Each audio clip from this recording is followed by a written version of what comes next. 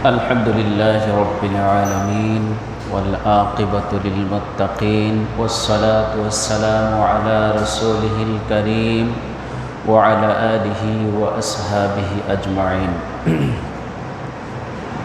أعوذ بالله من الشيطان الرجيم بسم الله الرحمن الرحيم لقد خلقنا الإنسان في أحسن تقويم সাদাকাল্লাহুল মাওলানাল আযীম। সম্মানিত আজকের পবিত্র জুমায় উপস্থিত মুসল্লিবৃন্দ, আসসালামু আলাইকুম ওয়া রাহমাতুল্লাহি ওয়া বারাকাতুহু। আমরা মহান আল্লাহর দরবারে লাখ কোটি সুজুদ পেশ করছি, শুকরিয়া আদায় করছি যে মহান আল্লাহ তাবারক ওয়া তাআলা আমাদের সকলকে দুনিয়ার প্রয়োজনীয় কাজকে মুলতবি রেখে ব্যস্ততাকে কাটিয়ে তার পবিত্র ঘরে এসে তাকেই সেজদা দেওয়ার তৌফিক দান করেছেন। সেই মহান মনিবের দরবারে আমরা সকলেই হৃদয়টা উজাড় করে শুকরিয়া আদায় করছি, আলহামদুলিল্লাহ। শতকোটি দরুদ এবং সালাম যিনি এসেছিলেন এই পৃথিবীতে অসংখ্য পথ ভোলা মানুষকে ন্যায়ের পথের দিক নির্দেশনা দেওয়ার জন্য, যার আগমন ঘটেছিল পৃথিবীর মানুষকে সত্যের সন্ধান দেওয়ার জন্য, যার আগমন ঘটেছিল জাহান্নামমুখী মানুষদেরকে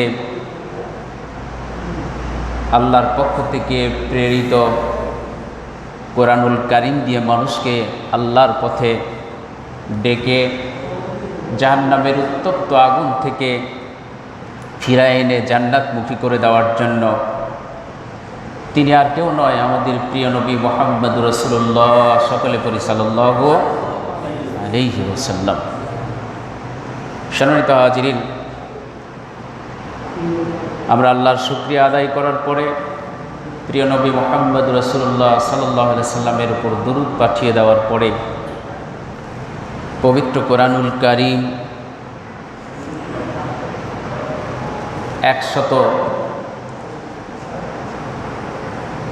114টি সূরার মধ্যে 95 নম্বর সূরা আমি আপনাদের সামনে আলোচনা করেছিলাম গত জুমার আগের জুমায়। সেই সূরাটির নাম কি ছিল? সূরা আত-তিন। আলহামদুলিল্লাহ, আপনাদের মনে আছে। সূরাটির নাম ছিল সূরা আত-তিন। আমি 4টি বিষয়ে আলোচনা করেছি এবং বাকি 4টি আয়াতের আলোচনা আজকে হবে ইনশাআল্লাহ। ওমা তাওফিকি ইল্লা বিল্লাহ আলাইহি তাওয়াক্কালতু ওয়া ইলাইহি উনীব। আসুন আমরা এই সূরাটি আরেকবার তেলাওয়াত করে নিই। কোরআনুল কারীম তেলাওয়াত করলে সওয়াব হবে না গুনাহ হবে? সওয়াব হবে। আর সেই সওয়াবের পরিমাণ কম না বেশি? অনেক বেশি। নবীজি বলেছেন, কোরআনের একটি অক্ষর কেউ যদি তেলাওয়াত করে তাহলে একটি সওয়াব আল্লাহ সঙ্গে সঙ্গে তার আমল নামায় দেন। জোরে বলে সুবহানাল্লাহ। এবং এই একটি সওয়াব 10টি সওয়াবের সম পরিমাণ। জোরে বলে আল্লাহু আকবার। তাহলে এই সূরা আত-তিন, এই সূরা 3-এর মধ্যে আয়াত সংখ্যা আমি বলেছি আপনাদের মাঝে। আয়াত সংখ্যা কত?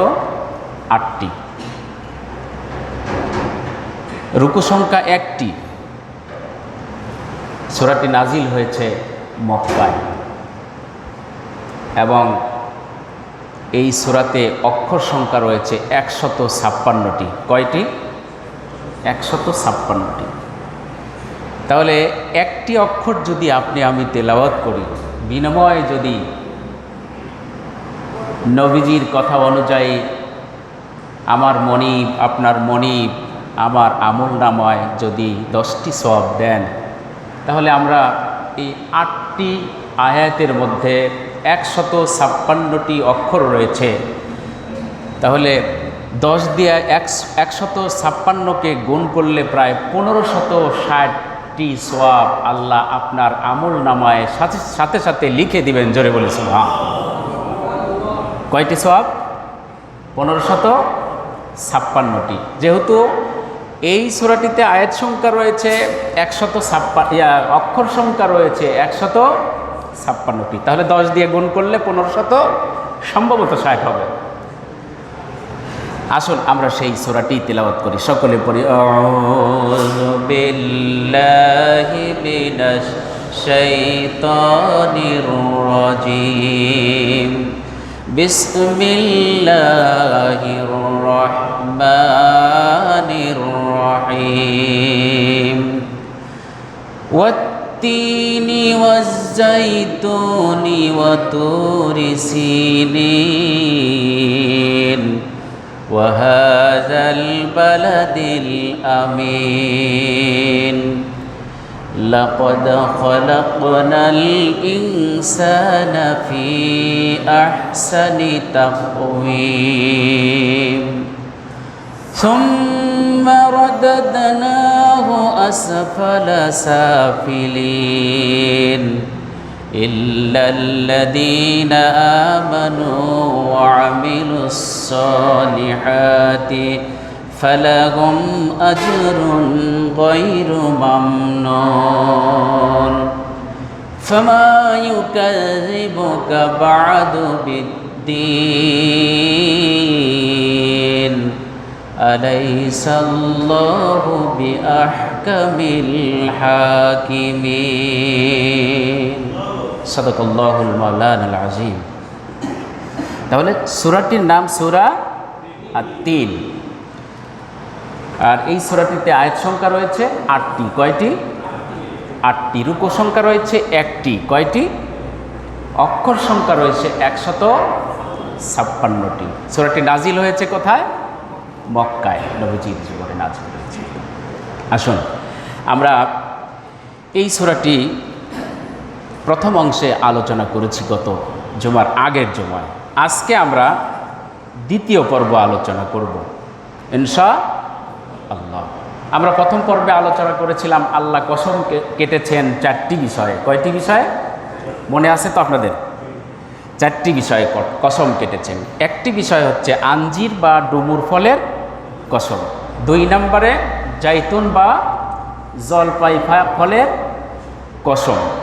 3 নম্বরে তুর পর্বত, সিনাই পর্বত বা তুর পর্বতের কসম। এবং 4 নম্বরে আল্লাহ পাক কসম কেটেছেন নিরাপদ নগরীর কসম কেটেছেন। আর এই নিরাপদ নগরী কোন নগরীকে বোঝানো হয়েছে? মক্কা নগরীকে বোঝানো হয়েছে। আল্লাহু আকবার। আপনারা বুঝেছেন, মক্কা নগরীকে বোঝানো হয়েছে। তাহলে এই 4টি বিষয় কেন কসম কাটলেন আল্লাহ, বিষয়টি জানা আমাদের দরকার আছে কিনা? আছে। কেন কাটলেন এই 4টি বিষয়ে? আরও বহু জিনিসের নামে তিনি কসম কাটতেন। এই 4টি বিষয়ের প্রতি কেন কসম কাটলেন সে বিষয়ে আমি আলোচনা করেছি, 4টি জায়গার নাম উল্লেখ করেছি। কিন্তু কারণটা কি ছিল? কারণ আল্লাহ রাব্বুল আলামিন কোরআনুল কারীমের 4 নম্বর আয়াতে বলেন, লাকাদ খালাকনাল ইনসানা ফি আহসানি তাকওয়িম। আল্লাহ এই 4টা বিষয়ের কসম কেটে তার বান্দাদেরকে বিশ্বস্ত করতে চান যে আমি অবশ্যই আমি মানব জাতিকে অবয়বে সুন্দরভাবে সুগঠিত করেছি। জোরে বলি সুবহানাল্লাহ। এমনি বললেই তো পারতেন, কিন্তু 4টা বিষয়ের প্রতি কসম কেটে বলেছেন। আমাদের কথা কেউ যখন বিশ্বাস করতে চায় না, তখন আমরা বিভিন্ন পর্যায়ের কসম কেটে বিশ্বাস করাতে চাই, ঠিক কিনা কর? আল্লাহ কিন্তু বান্দাকে বিশ্বাস করানোর জন্যই এই কথা বলেছেন, বান্দা আমি যে তোমাকে তৈরি করেছি, সৃষ্টি করেছি, পৃথিবীর যত সৃষ্টি আছে সব সৃষ্টির চাইতে আমি তোমাকে সুন্দর অবয়বে সুগঠিত করেছি। জোরে বলি সুবহান। এই 4টি বিষয়ের কসম কাটার কারণই হলো বান্দাকে বিশ্বাস করাতে চান আমি তোমাকে সুন্দর করে, সবচাইতে সর্বোচ্চ সুন্দর করে তৈরি করেছি। আরেকটি বার বলি আল্লাহু আকবার। তাহলে এই পৃথিবীর মধ্যে যত সৃষ্টি আছে সবচাইতে সুন্দর কে? মানুষ। সবচাইতে সুন্দর কে? এই আমরাই মানুষ। আল্লাহ পাক আপনাকে আমাকে লক্ষ লক্ষ কোটি কোটি সৃষ্টির মধ্যে সবচাইতে সুন্দর করে আল্লাহ পাক আপনাকে আমাকে তৈরি করেছেন। এই কথাটাকে বিশ্বাস করানোর জন্যই আল্লাহ পাক এর পেছনে 4টি কসম কেটেছেন। বান্দা বিশ্বাস করো। কিসের কসম কাটলেন? বান্দা তোমাকে আমি সবচাইতে আঞ্জির বা ডুমুর ফলের শপথ করে তোমাকে বলছি, কসম করে বলছি তুমি সবচাইতে সুন্দর। আল্লাহ বলছেন বান্দা জাইতুন বা জলপাই ফলের কসম কেটে বলছেন বান্দা পৃথিবীতে যত সৃষ্টি আছে সবচাইতে আমি তোমাকে সুন্দর করে সৃষ্টি করেছি। সিনাই বা তুর পর্বতের কসম করে আল্লাহ পাক বলছেন বান্দা আমি সিনাই বা তুর পর্বতের কসম করে তোমাকে বলছি সর্বোচ্চ সুন্দরভাবে তোমাকে আমি আল্লাহ সৃষ্টি করেছি। পবিত্র মক্কা নগরীর কসম করে আমি আল্লাহ বলছি বান্দা শোনো তোমাকে সর্বোচ্চ অবয়বে আমি আল্লাহ পাক তোমাকে সৃষ্টি করেছি। জোরে বলি আল্লাহু আকবার। তাহলে আমরা আল্লাহর ভাষায় সবচাইতে সুন্দর, সেটা আল্লাহ কোরআনে বলছেন লাকাদ খালাকনাল ইনসানা ফি আহসানি তাকওয়িম। বান্দা সর্বোচ্চ সুন্দরভাবে অবয়বে আমি আল্লাহ তোমাকে সৃষ্টি করেছি। 4টি কসম কাটলেন। কসম কয়টা? 4টি কসম। এই পৃথিবীতে অসংখ্য মানুষ আছে সুন্দর, বিশেষ করে মিশরের মানুষ, সিরিয়ার মানুষ, ইরানের মানুষ অনেক সুন্দর। কিন্তু আমাদের মনে আফসোস হয় আমার নাকটা বোসা, আমি দেখতে কালো, আমি একটু বেটে। বিভিন্ন মানুষ বিভিন্নভাবে আফসোস করে কিনা করে। কিন্তু যতই মিশরের মানুষ সুন্দর হোক, ইরানের মানুষ সুন্দর হোক, অন্যান্য রাষ্ট্রের মানুষ সুন্দর দেখাক না কেন, কিন্তু মিশরের ওই সুন্দরী একটা রমণী অথবা একটা ছেলেকে আপনার আম্মার সামনে নিয়ে দাঁড় করাবেন আর আপনিও আপনার আম্মার সামনে দাঁড়াবেন, দেখবেন আপনার আম্মা আপনাকেই সুন্দর বলে ঘোষণা করে দেবে, আপনাকেই সবচাইতে ভালোবাসবে। জোরে কোন ঠিক না? ঠিক। তাহলে মায়ের কাছে আপনি সুন্দর। কেন সুন্দর? আপনার মা আপনাকে কেন ভালোবাসবেন? কেন মিশরের মানুষের চাইতে সুন্দর মনে করবেন? এই কারণেই যে আল্লাহর যে ঘোষণা আছে আমি মানুষকে সবচাইতে সুন্দর করে তৈরি করেছি। এই জন্য মা আল্লাহর সুন্দর সৃষ্টি দেখেই তার সন্তানকে ভালোবাসে। জোরে বলেছে মা।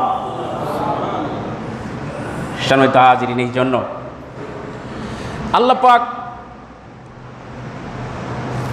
এই কথাটা বিশ্বাস করানোর জন্যই 4টা কসম কেটেছে। প্রিয় হাজিরিন, মিশরের বাদশা ছিল, ইরাকের বাদশা ছিল এবং খুবই দাপটের বাদশা ছিল, ক্ষমতাধর ছিল বাদশাহ হারুনুর রশিদ। নাম কি? বাদশাহ হারুনুর রশিদ। তিনি বিয়ে করার পরে তার স্ত্রীকে নিয়ে রাতের বেলায়, চাঁদের রাতে তিনি একটু বের হয়েছেন। বের হয়ে দুজনে বসে আছেন, আকাশের দিকে, চাঁদের দিকে অবাক দৃষ্টিতে তাকিয়ে রয়েছে দুইজনেই। নবীজি হাদিসে বলেছেন স্ত্রীকে নিয়ে চাঁদনি রাত্রে ঘোরাফেরা করা, একটু হাঁটাহাঁটি করা আল্লাহর নবীজির সুন্নাত। জোরে কোন সুবহানাল্লাহ। আল্লাহর নবীজির সুন্নাত। বাদশাহ হারুনুর রশিদ তার বিবাহিতা স্ত্রীকে নিয়ে চাঁদের রাত্রে তিনি একটি গাছের নিচে দুজনে বসে আকাশের দিকে, সুন্দর চাঁদের দিকে তাকিয়ে রয়েছেন। এক পর্যায়ে বাদশাহ হারুনুর রশিদ তিনি বললেন দেখো না, একটু তাকিয়ে অবাক দৃষ্টিতে তাকিয়ে দেখো আল্লাহ কত সুন্দরভাবে চাঁদকে সৃষ্টি করেছেন। জোরে বলি সুবহানাল্লাহ। পৃথিবীর সবচাইতে সুন্দর দেখাচ্ছে এই চাঁদকে। তার মানে বাদশাহ হারুনুর রশিদ স্ত্রীকে বুঝাচ্ছেন আল্লাহ পাক যত সৃষ্টি করেছেন, যত কিছু সৃষ্টি করেছেন সব সৃষ্টির মধ্যে চাঁদটাকে সর্বোচ্চ সুন্দরভাবে আল্লাহ সৃষ্টি করেছেন, তৈরি করেছেন। জোরে বলি সুবহান।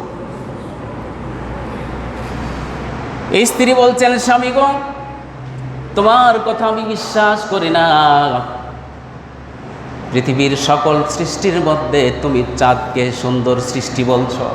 না না না, তোমার কথা আমি বিশ্বাস করি না। চাঁদের চাইতে আমি তোমার স্ত্রী সর্বোচ্চ সুন্দর। জোরে বলি সুবহানাল্লাহ। সবচাইতে সুন্দর আমি তোমার স্ত্রী। স্বামী মেনে নেয় না। এই কথাটা কেন বললেন? শিরক হয়ে গেল, বেদাত হয়ে গেল।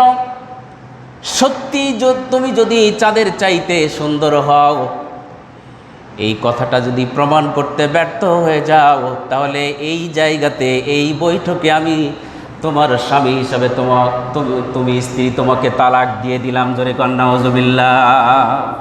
তুমি যদি প্রমাণ করতে না ব্যর্থ হয়ে যাও, তাহলে আমি ঘোষণা করলাম এই মুহূর্তে তোমাকে আমি তালাক দিয়ে দিলাম। এই কথাটা বিভিন্ন কানাকানি হলো। বাদশাহ হারুনুর রশিদ তার স্ত্রীকে তালাক দিয়ে দিয়েছে।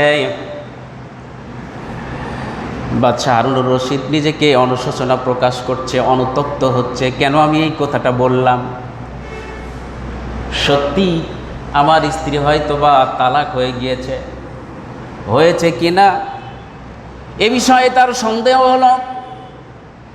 তিনি তার রাজদরবারে দেশের সর্বোচ্চ ইসলামিক স্কলারদেরকে তিনি ডাকলেন, ডেকে বৈঠক করলেন, মিটিং করলেন, কল করলেন, সব ঘটনাগুলো খুলে বললেন।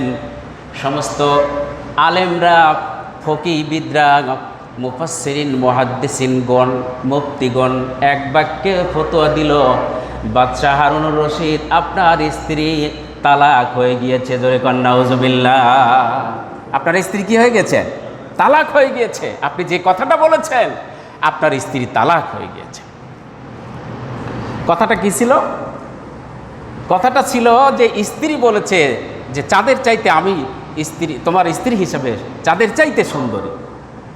এবং সে বলল, তুমি যদি প্রমাণ করতে ব্যর্থ হয়ে যাও, তাহলে তোমাকে আমি এই মুহূর্তে তালাক দিয়ে দিলাম।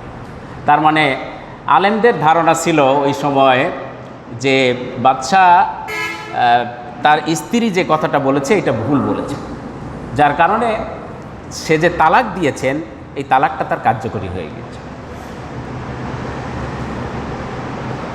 অনেক দূর থেকে ছোট্ট একটা বালক, এই বালকটা হাত তুলে জোরে জোরে চিল্লায় বলছেন, বাদশাহ হারুনুর রশিদ একটা কথা আমার শোনো। বাদশাহ হারুনুর রশিদ, তোমার স্ত্রী তালাক হয় নাই, তোমার স্ত্রী এখনো হালাল রয়েছে। জোরে বলি সুবহানাল্লাহ। গোয়েন্দা সংস্থা সেই জিনিসটা রিপোর্ট করলো, বাদশাহ হারুনুর রশিদের কানে পৌঁছাই দিল। সবাই বলছে আপনার স্ত্রী তালাক হয়ে গিয়েছে, কিন্তু হাজারো লোকের মাঝে এক কোনায় একটা যুবক ছেলে বসে আছে, ছোট্ট ছেলে, ও বলে না তালাক হয় নাই। বাদশাহ হারুনুর রশিদ বললেন, তাহলে ওই ছেলেটাকে আমার কাছে নিয়ে আসো। নিয়ে আসা হলো। ঘটনা খুলে বলার পরে সবাই বলছে তালাক হয়ে গিয়েছে, ছোট্ট ছেলেটি বলছে না না তালাক হয় নাই। সমস্ত আলেমরা রাগান্বিত হলেন, ছেলেটির উপরে রাগ করলেন, রেগে গেলেন। এমন সময় মাগরিবের নামাজের সময় হয়েছে। মাগরিবের নামাজ মসজিদে আদায় করতে হবে। মাগরিবের আজান হয়ে যাওয়ার পরে ইকামতের পূর্বে ছোট্ট ছেলেটি ডেকে ডেকে বলল, তোমরা তো কেউ আমার কথা মানলে না, আমাকে মূল্যায়ন করলে না। তোমাদের কাছে আবদার করি, আজকে মাগরিবের নামাজের জামাতের ইমামতি আমাকে দিতে হবে। এটা আমার আবদার। যদি দিতেন আমি উপকৃত হতাম। এই একটাই আবদার আমার, যে মাগরিবের নামাজে ইমামতি দিতে হবে। সবাই এক বাক্যে তাকে দিয়ে দিল। মাগরিবের নামাজে ইমামতি করছেন কে? সেই ব্যক্তি, ইনি আর কেউ নয়,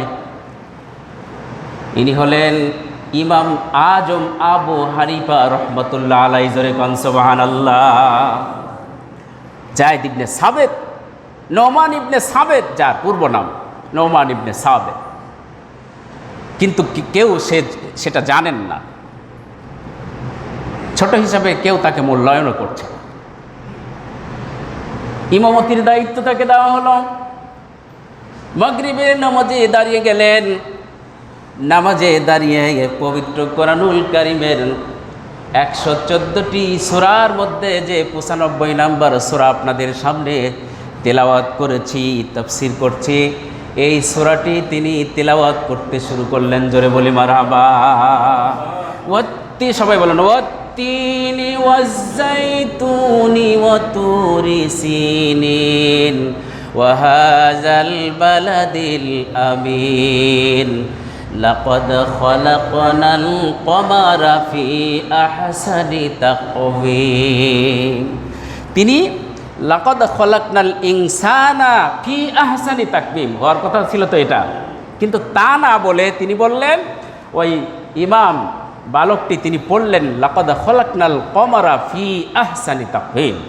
এর অর্থ হলো আমি আল্লাহ সবচাইতে চাঁদকে সুন্দর করে তৈরি করেছি।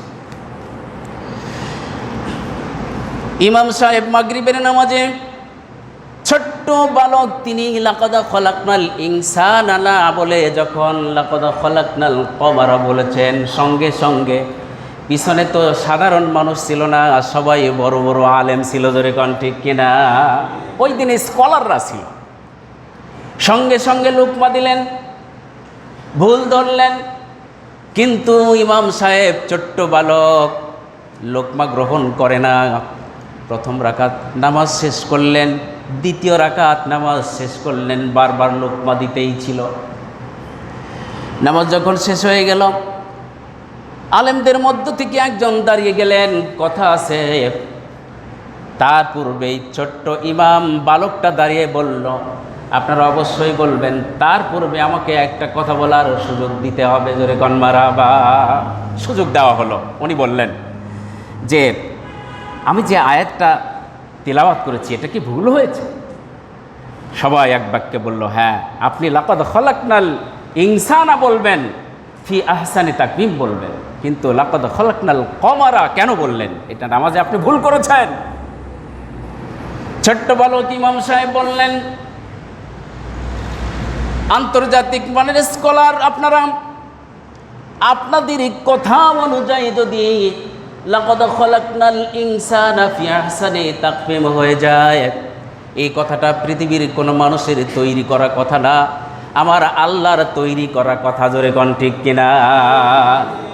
তার মানে তিনি বোঝাতে চাইলেন, ও ইসলামী স্কলাররা, তোমাদের বক্তব্য অনুযায়ী যেই কথাটা যেখানে ভুল ধরেছ, আল্লাহ তো ওই কথাটাই বলে দিয়েছেন, এই পৃথিবীতে সবচাইতে আমি যত কিছু সৃষ্টি করেছি সবচাইতে মানুষকে সুন্দর অবয়বে তৈরি করেছি বলে সুবহানাল্লাহ।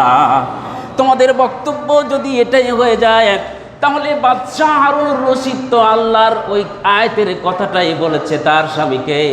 এই কথাটা যদি সত্য হয়ে যায়, তাহলে বাদশাহ হারুনুর রশিদের স্ত্রী তালাক হয়ে যায় না, হালাল রয়েছে। জোরে বলি সুবহানাল্লাহ।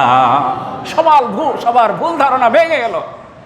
সম্মানিত ভাইয়ের আমার, এই জন্য আসুন, আল্লাহ রাব্বুল আলামিন এই পৃথিবীতে সবচাইতে মানুষকে সুন্দরভাবে সুগঠন করেছেন, সৃষ্টি করেছেন। জ্ঞানের দিক থেকে, আচরণের দিক থেকে, বিবেক বুদ্ধির দিক থেকে, প্রজ্ঞা এবং কৌশলের দিক থেকে যদি বিচার করা যায়, তাহলে একটা গরুর সাথে মানুষকে তুলনা করা যায় না, একটা ছাগলের সাথে মানুষকে তুলনা করা যায় না, একটা কুকুরের সাথেও মানুষকে তুলনা করা যায় না। জোরে কোন ঠিক কিনা? কারণ গরু ছাগলের বুদ্ধি নাই, মানুষের কি বুদ্ধি? ভালো মন্দ এটা যাচাই করতে পারে। গরুকে আপনি যতই বুঝান, গরুকে ছেড়ে দিয়ে পাশেই ক্ষেত খামার রয়েছে, আর গরুর সামনে গিয়ে দোয়া করলেন, ভাই গরু রে, তোকে আমি অনেক ভালো ভালো খেতে দিচ্ছি, কিন্তু ওই খেতে খাবি না। কিন্তু খাওয়ার পরে পেট ভরে গেলেও আপনার কথা শুনবে? যদি এরা থাকে, শুনবে না, কারণ তার বুদ্ধি নাই। কিন্তু মানুষকে আল্লাহ পাক বিবেক দিয়েছেন, বুদ্ধি দিয়েছেন, প্রজ্ঞা দিয়েছেন। ফি আহসানি তাকবীম, সবচাইতে আল্লাহ সুন্দর করে তৈরি করেছেন, জ্ঞানের দিক থেকে, প্রজ্ঞার দিক থেকে, বিচারের দিক থেকে, মর্যাদার দিক থেকে। ওয়ালাকাদ কাররামনা বানি আদামা, আল্লাহ পাক বলেছেন সম্মানের দিক থেকেও আমি মানুষকে সর্বোচ্চ মর্যাদা দিয়েছি। জোরে কান আল্লাহু আকবার। আল্লাহ রাব্বুল আলামিন বলেন এই মানুষের রয়েছে বুদ্ধি, প্রজ্ঞা, ব্রেইন, অনেক কিছু দিয়ে মানুষকে সুন্দরভাবে আল্লাহ সুগঠিত করেছেন। যেখানে দুইটা হাত লাগবে সেখানে দুইটা হাত দিয়েছেন, দুটা চোখ লাগবে যেখানে দুইটা চোখ দিয়েছেন, নাকের দুইটা ফোঁটা লাগবে দিয়েছেন। কিন্তু নাকটা যদি সামনে না হয়ে পিছনে দিত, নাকটা কি ভালো লাগতো? দেখতে ভালো লাগতো? কারণ দেখতে ভালো লাগতো না। সম্মানিত ভাইয়েরা আমার, একজন লোক তিনি বাসের মধ্যে যাচ্ছেন, দাঁড়িয়ে রয়েছেন, অনেক চাপাচাপি, মনে মনে চিন্তা করলো হাতের জন্য তো আমার খুব সমস্যা হচ্ছে, যদি এমন নাট বল্টুর সিস্টেম থাকতো তাহলে হাত দুটো খুলে ব্যাগের মধ্যে রেখে দিতাম, আর কষ্ট আমার লাঘব হতো। জোরে কর নাউজুবিল্লাহ। কিছুক্ষণ পর তিনি লক্ষ্য করলেন একজন ভাই চোখের পানি ফেলে হাউমাউ করে কাঁদছেন। জিজ্ঞেস করলেন, ভাই তুমি কান্না করো কেন? কয়, আমি বাসের ওই তাকের উপরে একটা ব্যাগ রেখে দিয়েছিলাম, ব্যাগটা হারিয়ে গিয়েছে, তাই আমি কান্না করছি। লোকটা চিন্তা করলো, সর্বনাশ, হাতটা খোলার নাট সিস্টেম যদি থাকতো আর আমি যদি হাতগুলো খুলে ব্যাগের মধ্যে রেখে উপরে রেখে দিতাম, আমার হাতটা চুরি হয়ে যেত, আমি হাত পেতাম না। আল্লাহর শুকরিয়া আদায় করলেন, আল্লাহ তুমি যেখানে যা লাগবে সুন্দর করে তৈরি করছো, তোমার শুকরিয়া আদায় করছি, আলহামদুলিল্লাহ। আর একজন লোক তিনি হেঁটে যাচ্ছেন, যেতে যেতে একটা কাঁঠাল গাছের সামনে দাঁড়ালেন। ছোট্ট একটা কাঁঠাল গাছ, ফেসবুকে দেখেন না, বড় বড় কাঁঠাল, এত বড় বড় কাঁঠাল, ছোট্ট গাছ কিন্তু বিশাল কাঁঠাল। চিন্তা করলেন লোকটি, সর্বনাশ, আল্লাহর কি এই বিবেক হলো যে এত ছোট্ট একটা গাছে এত বড় ফল দিয়েছে? বড় গাছে আল্লাহ বড় ফল দিতে পারে না?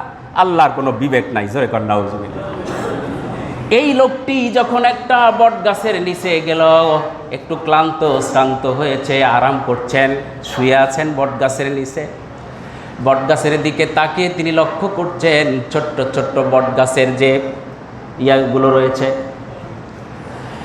এগুলো দেখে তিনি চিন্তা করছেন, আল্লাহর বিবেক নাই, ওই বড় ফলটা তো এই গাছেই দান করা লাগতো। এত বড় গাছ কিন্তু এত ছোট ফল কেন? আল্লাহর বিবেক নাই। জোরে কর নাউজুবিল্লাহ। কিছুক্ষণ পরে ওই ছোট্ট ফল যখন, বট গাছের ফল যখন তার মাথার উপরে এসে চরমভাবে আঘাত লেগেছে, দারুণভাবে আঘাত লেগেছে, সঙ্গে সঙ্গে সে আঘাতপ্রাপ্ত হয়েছে, অনেক ব্যথা পেয়েছে, কষ্ট পেয়েছে।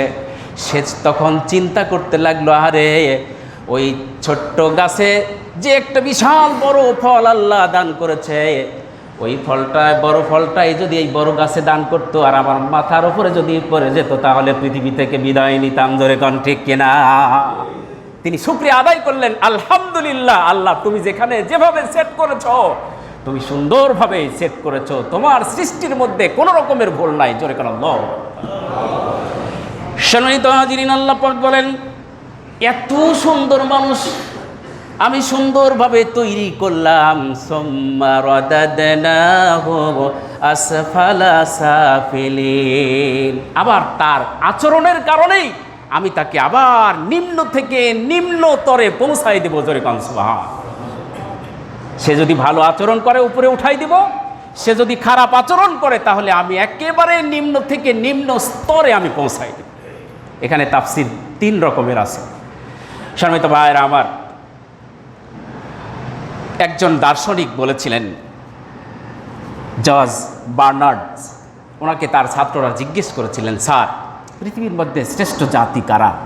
উনি বলেছিলেন, এই পৃথিবীর মধ্যে শ্রেষ্ঠ জাতি হচ্ছে মুসলিম জাতি। আবার জিজ্ঞেস করা হয়েছিল, স্যার আপনি বলুন যে নিকৃষ্ট জাতি কারা? উনি আবারও বললেন, নিকৃষ্ট জাতি হচ্ছে মুসলমান। ছাত্ররা জিজ্ঞেস করলেন, স্যার এই মুহূর্তেই আপনি বললেন মুসলমানরা শ্রেষ্ঠ জাতি, আবার বললেন এরা নিকৃষ্ট জাতি, কারণটা কি? জর্জ বার্নার্ড উনি বললেন যে আমার ছাত্ররা, মুসলমানদের কাছে যেই সম্পদ রয়েছে আল কোরআনুল কারীম, মানুষের জন্ম থেকে শুরু করে নিয়ে মৃত্যু পর্যন্ত ব্যক্তিগত, পারিবারিক, সামাজিক, রাষ্ট্রীয় জীবনে যদি সেটা তারা মেনে চলতো, এই পৃথিবীতে তারা আবহমান কাল পর্যন্ত তারা পৃথিবীতে মাথা উঁচু করে দাঁড়িয়ে কথা বলার সুযোগ পেত। জোরে বলে সুবহানাল্লাহ। যতদিন তারা এই কোরআনকে আঁকড়িয়ে ধরবে, ততদিন তারা বিশ্বের বুকে শ্রেষ্ঠ জাতি হিসেবে পরিচিতি লাভ করবে। যখনই তারা কোরআন থেকে পা পিছলাবে, সঙ্গে সঙ্গে এই মুসলিম জাতি আবার নিকৃষ্ট জাতিতে পরিণত হয়ে যাবে। কথাটা তিনি ভুল বলেন নাই, নবীজির কথার সাথে কোরআনের কথার সাথে মিল রয়েছে। জোরে কম সুবহান। সম্মানিত হাজিরিন, সামনের দিকে আর যাব না। আল্লাহ বললেন, এই মানুষকে আমি নিম্ন থেকে নিম্ন স্তরে পৌঁছাই দিই। মানুষ অন্যায় অশ্লীল কাজের সাথে যখন কোরআন আল্লাহ রাসূলকে বাদ দিয়ে চলে যায়, তখন সে নিম্ন থেকে নিম্ন স্তরে পৌঁছে যায়। সবচাইতে উলাইকা কাল আনআম বাল হুম আদাল, চতুষ্পদ জন্তুর চাইতেও সে নিম্নগামী হয়ে যায়। জোরে কন্যা নাউজুবিল্লাহ। যখন আল্লাহ রাসূলের বিধান থেকে ছিটকে পড়ে যায়, তখন তারা নিম্নতরে পৌঁছায় যায়। আল্লাহ তখন বলেন যে আমি তখন তাকে নিম্নতরে পৌঁছাই। সম্মানিত হাজিরিন, এই নিম্নতরে পৌঁছায় দেওয়া আর একটা অর্থ করা হয়েছে। একটা ছোট্ট শিশু যখন জন্ম নেয়, 15 থেকে 25-30 বছর পর্যন্ত দেখতে খুব সুন্দর লাগে। জোরে গান ঠিক কিনা? কিন্তু যখন 35-40 আপ হয়ে যায়, পেরিয়ে যায়, আস্তে আস্তে এই সুন্দর চেহারা আর থাকে না। জোরে গান ঠিক কিনা? আগে ভালো করেই চোখ দিয়ে দেখেছে, কোরআন তেলাওয়াত করেছে, এখন সেই কোরআন তেলাওয়াত করতে পারে না। আগে ঠিক মতোই নামাজি রুকু সেজদা করেছে, এখন রুকু সেজদা করতে পারে না। মাজায় ব্যথা, চামড়াগুলোর টাইট ছিল, এখন ঢিল হয়ে গিয়েছে, মাজার ব্যথা, এরপরে হাঁটুর কামড়ানি, বিভিন্ন রকমের জ্বালা যন্ত্রণার কারণে মানুষের যখন 40 বছর পার হয়ে চলে যায়, 50 পার হয়ে যায়, আগে যেমনটিভাবে ইবাদত করেছে ওইভাবে আর সেই ইবাদত করতে পারে না। জোরে কোন ঠিক কিনা? তার মানে আল্লাহ এই সুম্মা রাদাদনাহু আসফালা সাফিলিনের অর্থ বোঝাচ্ছেন বান্দাকে, বান্দা যে আমি মানুষকে ওই যে প্রথমে একরকম ছিল, আবার তাকে নিম্ন বয়বৃদ্ধ বানায় দিই, একদম নিম্ন পর্যায়ে আমি তাকে পৌঁছাই। তবে আল্লাহ পাক এখানে অভয় দিচ্ছেন, বান্দাকে আশ্বস্ত করছেন, যখন যৌবনকালে বান্দারা আল্লাহ আমার ইবাদত করেছে, বন্দিগি করেছে, এখন বয়প্রাপ্ত হয়েছে, আগে যেমনটি ভাবে করেছিল আমল সেইভাবে আর করতে পারে না।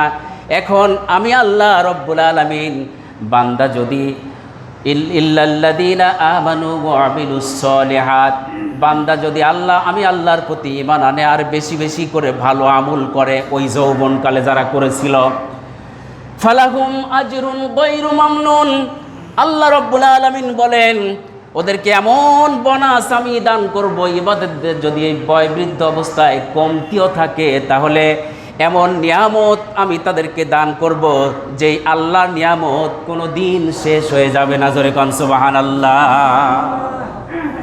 সম্মানিত হাজিরিন, এরপরে আল্লাহ রাব্বুল আলামিন বলেন যে ফামা ইউকাযযিবুকা বাদু বিদ্দিন, কোন শক্তি তোমাকে সেই আল্লাহর ইবাদত থেকে দূরে রাখলো? কোন বস্তু তোমাকে সে আল্লাহর শুকরিয়া আদায় করা থেকে বিরত রাখলো? আল্লাহ রাব্বুল আলামিন এখানে অনেক কয়টি তাফসীর করেছেন, সে বিষয়ে আমি যেতে পারবো না। আল্লাহ এরপরে বললেন ফামা ইউকাযযিবুকা বাদু বিদ্দিন আলাইসাল্লাহু বিআহকামিল হাকিমিন। আল্লাহ হাকিমের হাকিম, ঠিক কিনা কোন? আল্লাহ হচ্ছে আহকামুল হাকিমিন, তিনি হাকিমের হাকিম। দুনিয়ার সাধারণ আদালতে যখন বিচার হয়, সেখানে যদি তার আপনার মুক্তি না হয়, তাহলে জজ কোর্টে যায়, জজ কোর্টে না হলে হাইকোর্টে যায়, হাইকোর্টে না হলে সুপ্রিম কোর্টে যায়, এরপরে তারা আপিল করে, এরপরে আন্তর্জাতিক আদালতে চলে যায়। আন্তর্জাতিক আদালতে যখন বিচার পায় না, কার কাছে যাবে বলুন তো? আর আছে জায়গা? আর জায়গা নাই। তার মানে আলাইসাল্লাহু বিআহকামিল হাকিমিন, সারা পৃথিবীর বিচারকদের বিচারক হচ্ছেন আমার আল্লাহ আমার মনিব, জোরে কান সুবহান। আল্লাহ আফসোস করে এখানে বলছেন, আল্লাহ কি, আল্লাহ নিজেই বলছেন আল্লাহ কি বিচারকদের বিচারক নয়? তার মানে পৃথিবীতে যত বিচারক আছে সকল বিচারকের বিচারক হচ্ছেন, সবাই বলুন কে? আমার আল্লাহ। প্রিয় হাজিরিন, সংক্ষিপ্তভাবে যে আলোচনাগুলো আমরা শুনলাম, আজকে দ্বিতীয় পর্ব বিস্তারিতভাবে ব্যাখ্যা দেওয়া সময়ের অভাবে দেওয়া গেল না। আল্লাহ পাক আমাদের সকলকে বাস্তব জীবনে আমল করে আল্লাহর জান্নাত লাভে ধন্য করেন। সকলে বলি আল্লাহুম্মা আমিন। আর এই সূরাটা আমরা তেলাওয়াত করব, অর্থ পড়ব ইনশাআল্লাহ, তাহলে মনে থাকবে আপনাদের। যেভাবে আলোচনা করলাম এভাবে আপনারা যদি পড়েন, শোনা আছে, আপনারা একটু পড়লেই আপনাদের মনে থাকবে। যারা সুন্নত পড়েন নাই সকলে সুন্নত পড়েন।